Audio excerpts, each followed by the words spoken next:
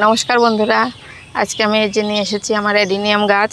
তো অ্যাডিনিয়াম গাছের আমার এই গাছটাতে প্রচুর পরিমাণে ফল ছিল, ওই বিচনগুলো ছিল। তো ভাবলাম যে গাছ থেকেই তোমাদেরকে দেখাবো। তো কয়দিন ধরে প্রচুর পরিমাণে বৃষ্টি হলো, তো আমার এই ফলগুলো ফেটেও গেছিলো, দড়িতে বাঁধা ছিল, তার মধ্যেও ফেটে গেছিলো, হয়ে গেছিলো, এই বৃষ্টির জলটা চলে গেছিলো, ভিজা ভিজা ভাব, বেশ পচা পচা। ওই জন্য আমি তুলে রেখেছিলাম এই বিছনগুলো। তো সেইটাই আমি এখন কিছুটা বালিতে কিভাবে বসাবো সেটাই তোমরা দেখো, তাহলে তোমরাও ভিডিওটা দেখে তোমরাও করতে পারবা। এই যে এইগুলোই বীজ, এটা আমি শুকাতে দিয়েছিলাম রোদ্দুরে, বৃষ্টির জলে ভিজে গেছিলো। এই যেটা দড়ি দিয়ে আমি বাঁধা ছিল। এই যে এটা ফেটে গেলে কি হয়, এই যে চোকাটা যে এইভাবে থাকে, ওই যে অনেকটা উড়েও যাচ্ছে, দিয়ে সেটাই এইভাবে ফেটে যেয়ে তখন এই যে উড়ে উড়ে চলে যায়। তো এই বীজটাকে তোমরা কীভাবে নিবা সেটাই দেখো। এই যে এই কটা আমি প্রত্যেকটা বেছে রেখেছি, এইভাবে করে বেছে বেছে রেখেছি। এই যে দেখতে এই একটা তুলোর মতন ভাব থাকে, যেমন এই যে এই বিচনটা, এটা যদি ফেটে যায় তো এটা ফেটে এই যে এই জিনিসগুলো এর থেকে বেরাবে ফেটে। এই যে চোকাটা এর সঙ্গে লেগে থাকবে, পুরো এইভাবে করে উল্টিয়ে যাবে, উল্টিয়ে তখন এই যে বিচনগুলো সব বেরাই যাবে তুলোর মতন। এইগুলোই তখন বসে বসে কিছুটা বেছে বেছে রাখতে হবে। এই যে এইভাবে করে ধরে এই তুলোর মতন ভাবটা ফেলে দিতে হবে। আর এই যে এটাই বিচন, এই যে এটাই বিচন। তো তোমরা এইগুলো নিয়ে শুকানোর পরে এই বিচনটা বেশ ভালো করে নিয়ে এইভাবে করে সব প্রত্যেকটা ছাড়াই রাখবা। সে আমি পরে দেখাচ্ছিলাম যে কিভাবে ছাড়াতে হয়। এই তুলো সহকারে অনেকে কি করে বালিতে প্রতিস্থাপন করে, কিন্তু সেটা সঠিক পদ্ধতি না। এই তুলোর ভাবটা এটা ফেলে দিয়ে শুধু এই বিচনটাকে এইভাবে রাখতে হয়। যে এগুলো সে পরে আমি রাখবো, এগুলো দেখাচ্ছি। এগুলো আমার সব বাঁচা হয়ে গেছে, এখানে অনেকটা বীজ ছিল। এই বীজগুলো নিয়েও আবার কি করে অনেকে 2-3 মাস ধরে অমনি রেখে দেয়, কিন্তু রেখে দিলে এইভাবে যদি আমরা রেখে দিই তাহলে কি হবে, এই জিনিসটাও নষ্ট হয়ে যেতে পারে। তো এই জিনিসটা এইভাবে না রেখে এর সঙ্গে যে কোনো একটু ফাঙ্গিসাইড হোক, সাপ ফাঙ্গিসাইড কিংবা অন্য ফাঙ্গিসাইড, 2-3 রকমের অনেক ধরনের ফাঙ্গিসাইড হয়, সেইটা তোমরা নিয়ে একটু এইভাবে করে নিয়ে বীজটা প্রথমে ভালো করে শুকাবা, শুকিয়ে নিয়ে এইভাবে একটু মিক্সড করে ফাঙ্গিসাইড দিয়ে মিক্স করে যে কোনো একটা কৌটোর মধ্যে তোমরা এটা রেখে দিবা। কৌটোর মধ্যে এই যে মিক্স করা জিনিসটা তোমরা রেখে দিবা। আর তোমরা যদি মনে করো যে না আমরা 1 মাসের মধ্যেই হোক কিংবা 15 দিনের মধ্যেই হোক বালিতে প্রতিস্থাপন করব, তাহলে তোমাদেরকে আর ফাঙ্গিসাইডটা দিতে হবে না। তো সেখানে আমার এখানে এই কটা বীজ দেখলে হবে না, এখানে আমার 600-700টা বীজ হবে। যে এটাই আমি এখন কিছুটা তোমাদেরকে প্রতিস্থাপন করে দেখাচ্ছি যে তোমরা বালিতে কিভাবে প্রতিস্থাপন করবা।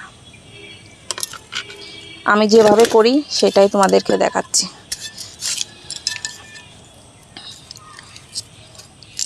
এই যেখানে আমাদের প্রত্যেকটা টবের একটা ছিদ্র থাকে, একটা করে অন্য টবের, আর একটা আমার বীজ বসানোর এই টব, থালা টব।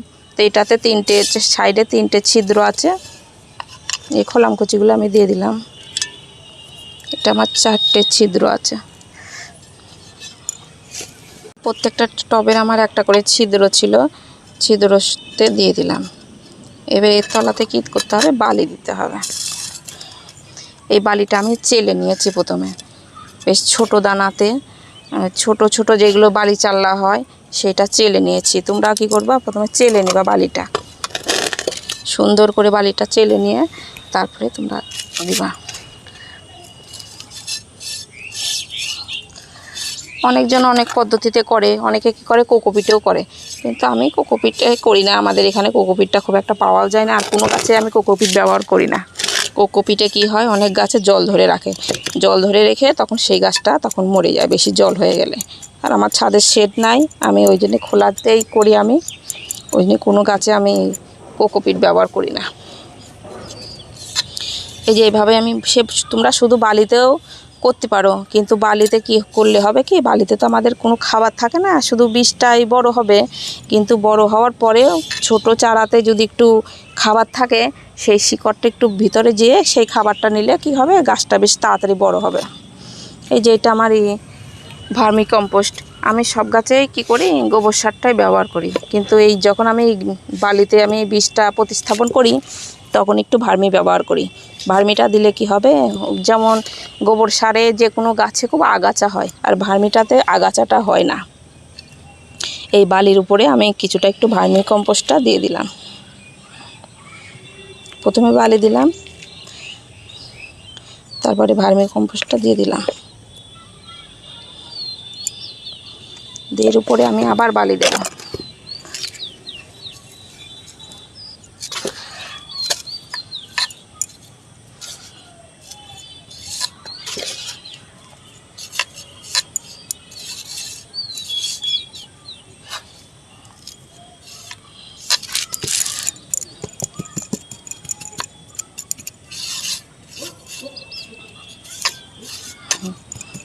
এটা আমার বালি দেওয়া হয়ে গেল।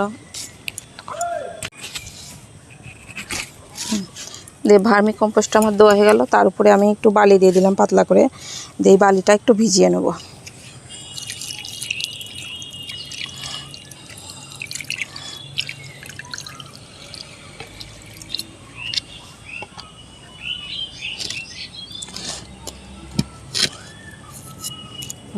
বালিটা আমার ভিজানো হয়ে গেল।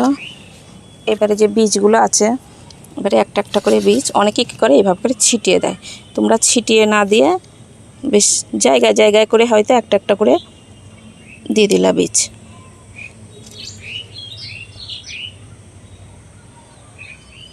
বেশি একটার সঙ্গে একটা যেন না লাগে।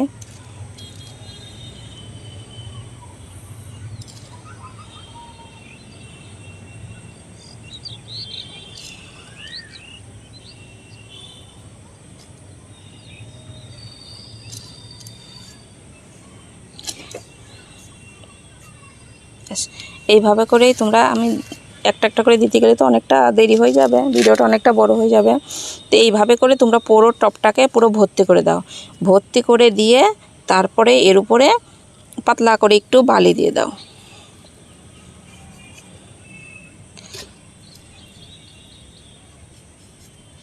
যেন বীজটা পাতলা হয়ে শুধু ঢেকে থাকে এইভাবে করে, এর উপরে যেন পুরটা বেশি মোটা না হয়।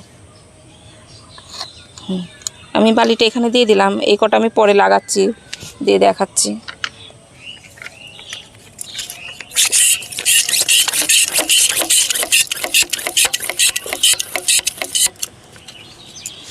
তোমরা যে আমি প্রথমে যখন বালিতে জল দিলাম, মগ দিয়ে দিলাম, কিন্তু যখন বিচনটা তোমরা দিয়ে দিবা অ্যাডেনিয়ামের, তারপরে কি করবা তোমরা এইভাবে করে একটা ঝাঁঝরি দিয়ে ঝাঁঝরি বলছি, স্প্রে মেশিন দিয়ে হালকা করে একটু তোমরা ভিজিয়ে দিবা। আর মগ ধরে যদি আমরা ঢেলে দিই তাহলে বিচনটা কী হবে, এক জায়গাতে আর এক জায়গায় ছড়িয়ে যাবে। তো এইভাবে করে তোমরা রেখে এর উপর একটু একটু পাতলা করে একটা পেপারও দিয়ে দিতে পারো, যে হয়তো পেপারটা একটু ভিজে গেল, পেপারের উপর দিয়ে তোমরা জলটা দিয়ে দিলা, তাহলেই ময়েশ্চার ভাবটা ঠিক থাকবে। যে দেখবা তোমরা এক সপ্তাহের মধ্যে এই বিছনটা বেরাই যাবে। অনেকে কী করে এই বিছনটা ভিজিয়ে রাখে, জলে ভিজিয়ে রেখে তারপরে সেই বিছনটা দেয়। হয়তো তোমার ভিজায় রাখলেও পারো, কিন্তু ভিজায় রাখলে কী হবে, যে জিনিসটা একদিনে ফুটে বেরাবে বিছনটা, সেটা না ভিজালে হয়তো 2 দিন লাগবে। তো সেইভাবে করে এইভাবে তোমরা লাগাতে পারো। আবার এই বিচনটা কী করে, যখন একটু ফুটে ফুটে ছোট ছোট বেরাবে, তখন আমাদের এদিকে খুব ইঁদুরের উৎপাত, ওই ইঁদুরে খেয়ে নেয় গাছগুলো। তো এর উপরে একটা তোমরা বালি চাল্লা দিয়ে ঢেকেও রাখতে পারো। আর এটা একটু ছায়াযুক্ত জায়গায় রাখতে হবে। তারপরে গাছটা যখন একটু বেশ বড় বড় হয়ে যাবে তখন তোমরা রোদ্দুরে বের করবা।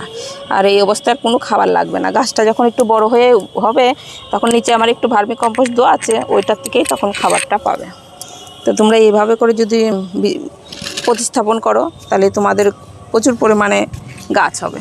আর এই গাছটার বিচনটা আমার খুবই ভালো, বেশ কয়েকটা খুব সুন্দর, বেশ মোটা হয় এই গাছেরই বিচন। এগুলো আমি প্রতিস্থাপন করলাম। তো ভিডিওটা এখানে শেষ করছি। নমস্কার।